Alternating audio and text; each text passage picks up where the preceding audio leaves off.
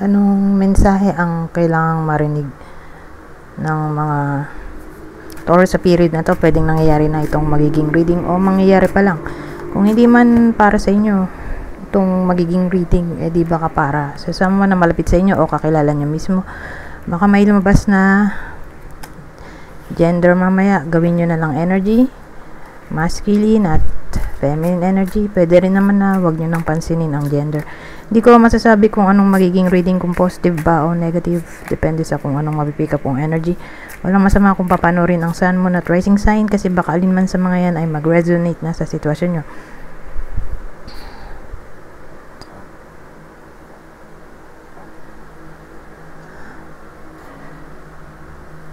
So, puro ano pala to, court cards. So, wala tayong bida. Kaya lang masyadong maliwanag.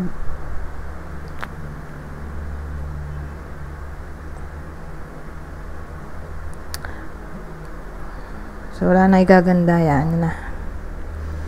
Hindi kasi kita tong part na to eh. Kaya lang lalabo. Ay, didilim. Kung wala tayong ilaw. Anyways, magsimula na tayo. Tingnan natin ano tong Ten of Wands. So, Ten of Wands, King of Swords, Page of Pentacles, Queen of Cups.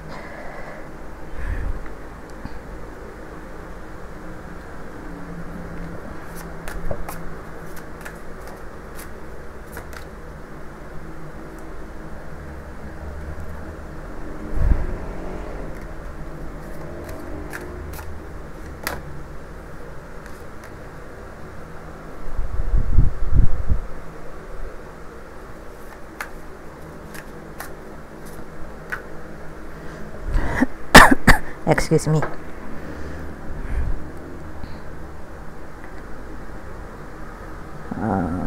Ten of Wands natin, Two of Swords, Nine of Pentacles, the Emperor. So, ito yung bida natin, Emperor. So, probably lalaki. Pwede rin namang babae kung extrovert. Pero magkakalituan tayo. Kaya dito sa subject natin gagawin kong lalaki. Okay? Pero, again, pwede rin naman siya sa babae kung extrovert. Kaya lang magkakaroon tayo ng isang subject kasi nga magkakalituhan. So, gagawin kong lalaki. So, yun nga, yun yung description. Kunin nyo lang yung description na sa tingin nyo ay fit sa sitwasyon nyo. Pwedeng tatay na siya.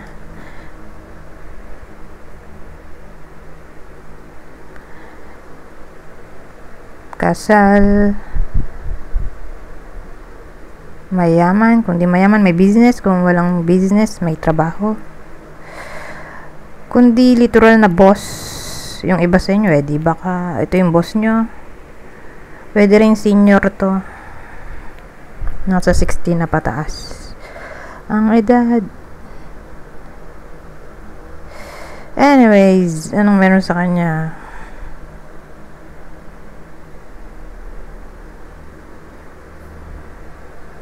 So, Ten of Wands to. Para bang nahirapan siyang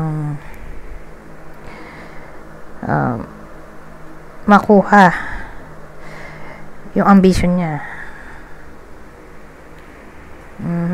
Pero sa period lang na to, okay? Kasi nandito kasi yung ano eh, Two of Swords na para bang nag-aalinlangan siya or somewhat confused o nagpo-procrastinate. So, sa madaling salita, hindi siya makapag-desisyon na kunin tong Nine of Pentacles. Doon nagmula yung Ten of Wands. Difficulty. Nahihirapan siyang sabihin nating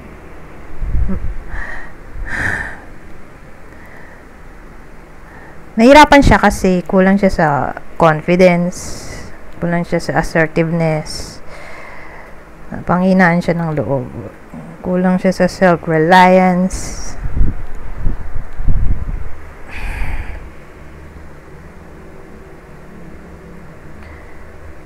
So, sa madaling salita, yun na nga, ambition or gusto niya magkapera pero hindi naman niya magawa. For some reason, hindi niya ma-achieve yung goal niyang magkapera or ma-promote or depende kung anong dinidesire niya. Like, dream job or umalis na sa current job. Depende nga, case to case basis eh. Kasi kung gusto niya umalis sa current job niya, nahirapan siya makahanap ng better salary sa current job niya. Ganon. Pwedeng ganon ang scenario. Ngayon, sabihin natin walang work. Nahirapan siyang makahanap ng work. Kasi marami siyang in-applyan. Kaya lang wala pang tumatawag. Example lang. Or sabihin natin marami na siyang in-examan. Nandun na siya sa exam part pero wala pang tumatawag for interview. Example ulit. So, depende sa anong dinidesire niya, anong goal niya, pero hindi niya nga makuha dito. Pero, again, ulitin ko, sa period lang na to.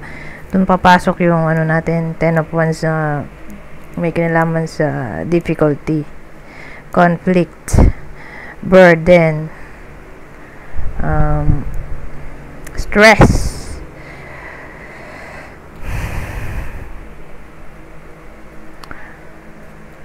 So, yun.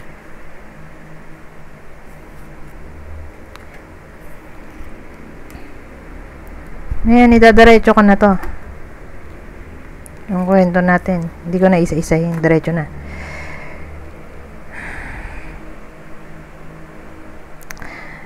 Maaring may mga tao, iba-ibang klaseng tao. Marami kasing tao dito na pwedeng nakaka-influence sa decision making ng bida natin. Kaya ganon. Hirapan siya mag-desisyon. Sabihin natin, example lang, teacher siya. Kaya lang, ang gusto niya ay hindi teacher. Pero yun yung tinapos niya.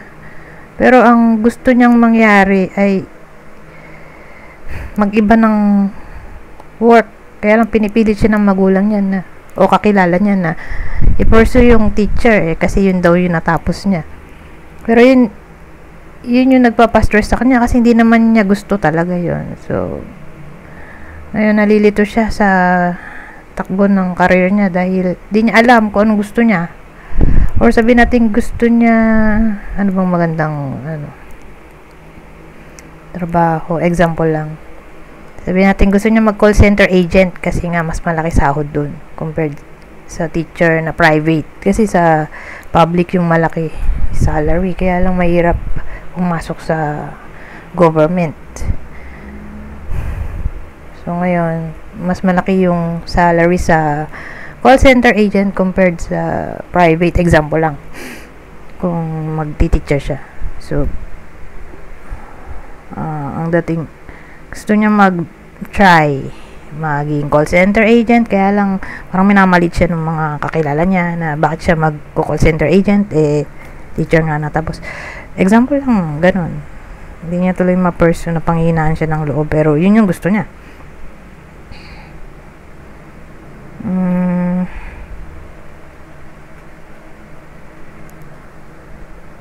Ayan, basta ganun yung mga senaryo dito. May mga taong sumasawsaw sa mga plano niya. Hindi niya tuloy ma-pursue. Ang nangyari, nag-procrastinate na siya dito.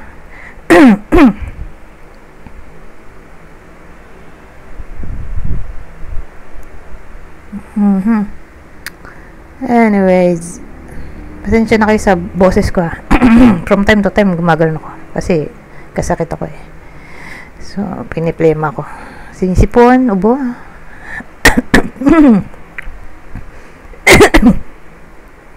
So nilunok ko na lang ang plema at wala tayong magagawa dahil video ko hindi makadura. Anyways, tingnan natin kung anong future outcome nito bukod dun sa nag-procrastinate na lang. Kasi hindi siya makapag decision eh.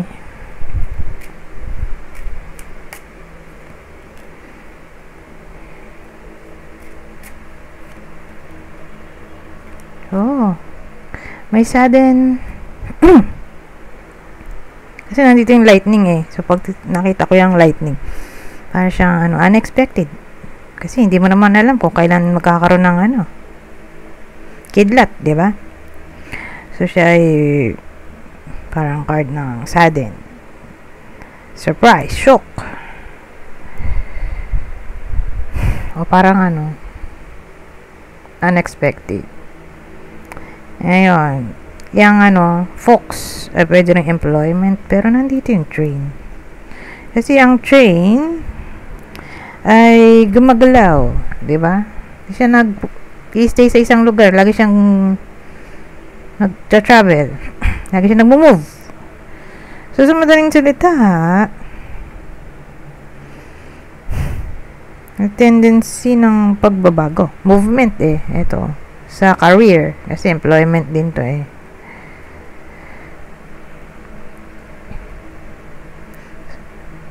So, more like susundin ng bida natin yung kanyang desire. Hindi siya magpapapekto sa sulsol ng mga tao sa paligid niya. Piperson niya yung gusto niya. Ganun ang dating dito oh.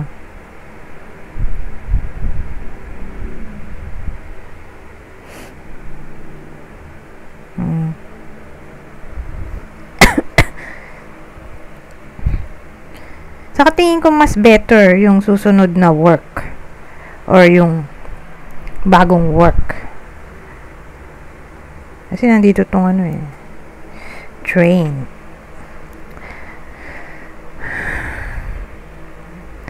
Na pwedeng may kinalaman sa efficiency. Tingin ko mas magiging efficient yung iba sa inyo kung ipaperso nga itong ninanais nila, mas gaganaan sila, mas mabubuhayin sila ng dugo kung ang trabahong ipaperso nila ay yung gusto talaga nila. So yun yung unexpected dito. Baka unexpected new job o unexpected call sa in-applyan o unexpected sudden change of events. Basta ganun ang dating dito. Pero again, regarding sa career to, ito nga ay employment work card to eh. Ayun, naging career reading tayo. So, hindi naman to love reading. Dahil dyan, lalarga na tayo sa susunod na eksena o senaryo. Tapos na tayo dito.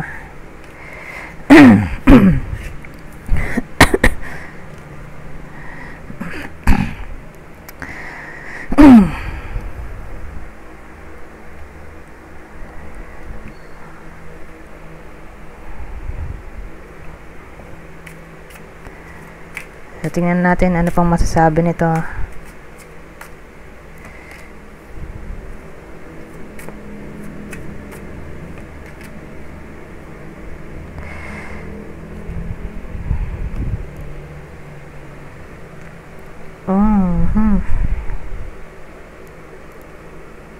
Ibang senaryo, Teka, ayusin ko lang pala itong mga ginamit kong deck at ayoko nang magulo. Kalimutan ko ayusin. Kasi may weakness tayo dito. So, pag nakita ko yung weakness na yan, para bang may temporary problem. Kasi, illness lang naman yan eh. Hindi naman disease. So, more like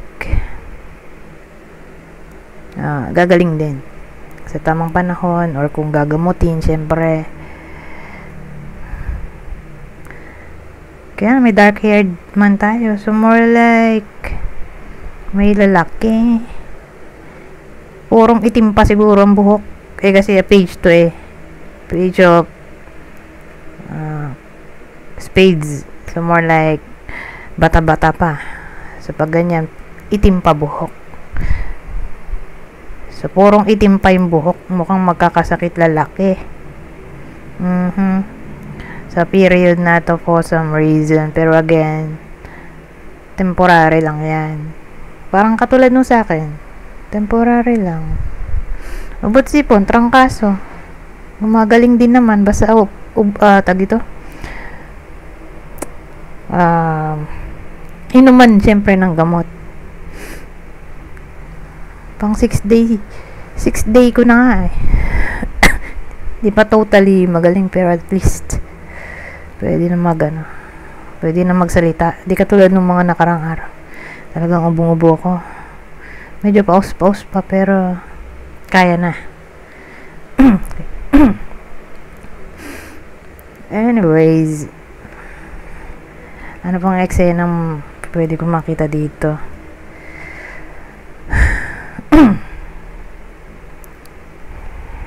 Yun na lang. So again, temporary lang yan. Ubot sipon, ganun, gagaling din.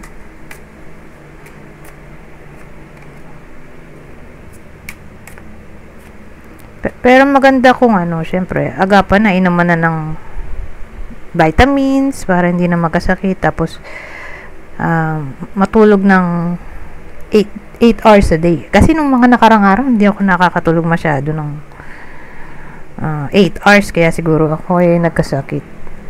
Saka sensitive yung ilong ko sa sa masyadong maamoy na basta ganun. Umihi kasi yung aso ko sa kwarto ko, kaya napanghian yung ilong ko. So sa sobrang sensitive ng ilong ko, ayun, sinipon hanggang naging trangkaso. So again, maganda kung ma-prevent natin to. Kayong tumulad sa akin. Dapat 8 hours a day. Okay? Ang tulog, inuman ng vitamins, at kung katulad ko kayo na sensitive ang ilong, iwasan nga yung masyadong maamoy.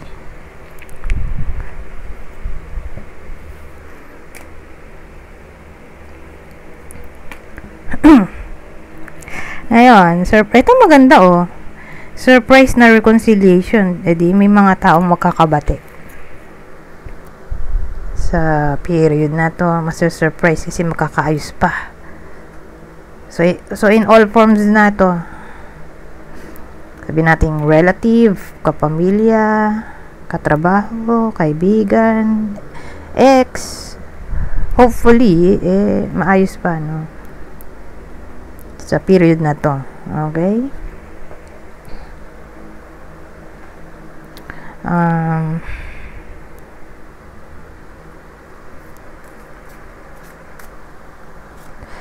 Ito lang si spread kasi may iba pa tayong deck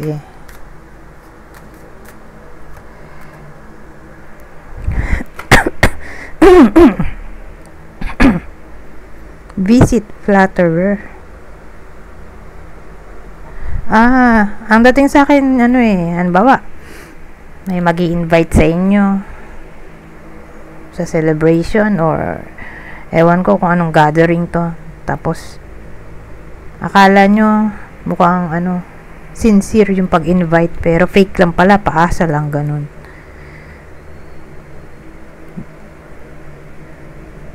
Parang nag-aalok ba na sumama kuno sa halimbawa handaan o traveling or umattend ng celebration, tapos sabi lang yun, pero ang totoo ayaw niya pala, ayaw niya mag-invite, parang napilitan lang kasi nakita yung iba sa inyo. Ganun yung example dito, kasi fake to flatterer, parang siya, fake praise, papuri, gano'n. Parang insincere ba yung papuri, mukhang pambobola yung dating. Flatterer.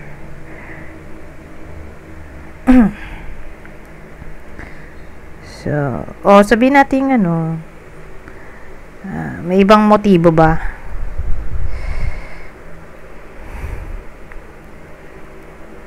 Yan yung dating sa akin. Sabi, attend daw ng celebration. Halimbawa, pwede rin namang vice versa, kayo yung nagyakag dun sa tao. Tapos sabi ng tao na, oo, pupunta daw. Tapos sabi lang pala, hindi siya attend. Kasi may visit tayo, more like gathering kasi ito yung magkikita-kita.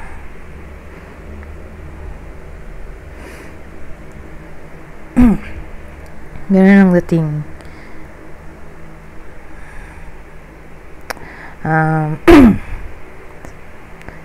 Excuse me. Yung sumasabit yung plema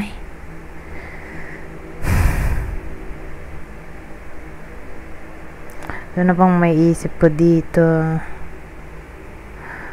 Ayun na lang. Anyways, punta na tayo dito sa susunod.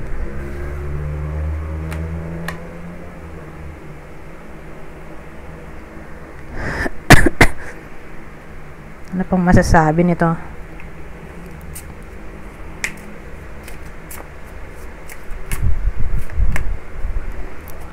Sas. May sas dito. Yung sas kasi mukhang rude. Rude tapos soothing. Ano yun? Sana ulo ko.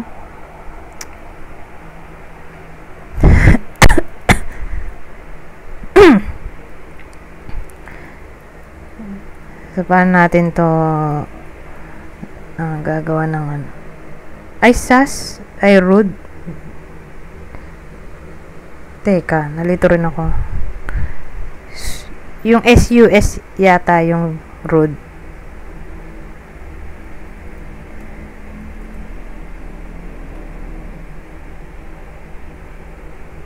Ano ba yan? Sumat ng ulo ko.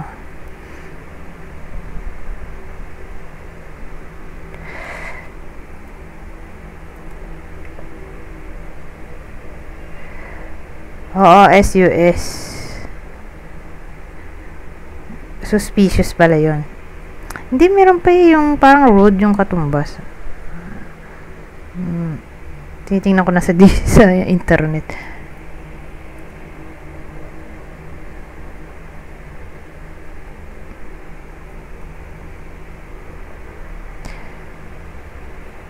Anyways, nakalimutan ko Pero dito, sa part na to, ayon sa internet, cheeky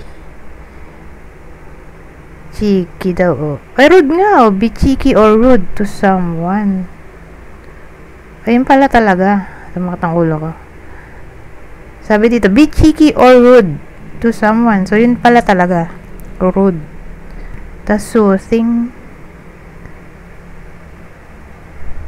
Ano yun?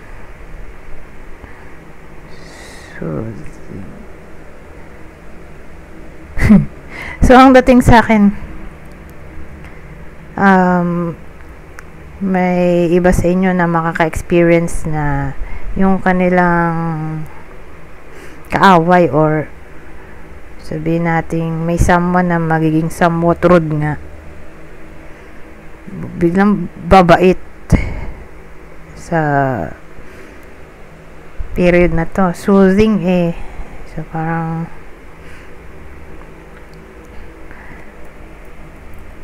ang dating sa akin magiging kalmado yung hitsura niya. Hindi na siya nakasimangot.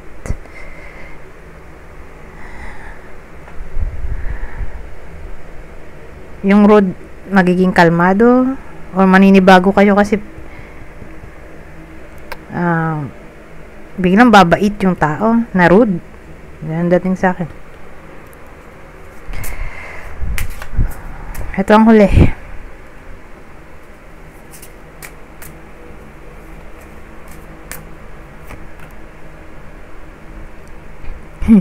Communion at risk. Magtanggol ko. Ito kasi, pag nakita ko tong communion, para siyang pakikipag-isa ng soul at spirituality. Parang yung pagbata tayo. Merong communion. Diba? Anong meron dito? May risk. Siguro wag masyadong mag-dive sa topic ng psychic ability.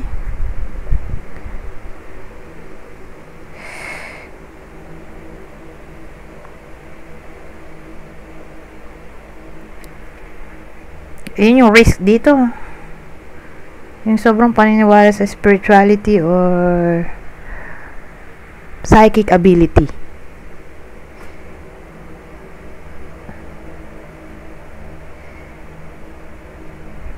Kasi may kahalo siyang panganib. May risk dito.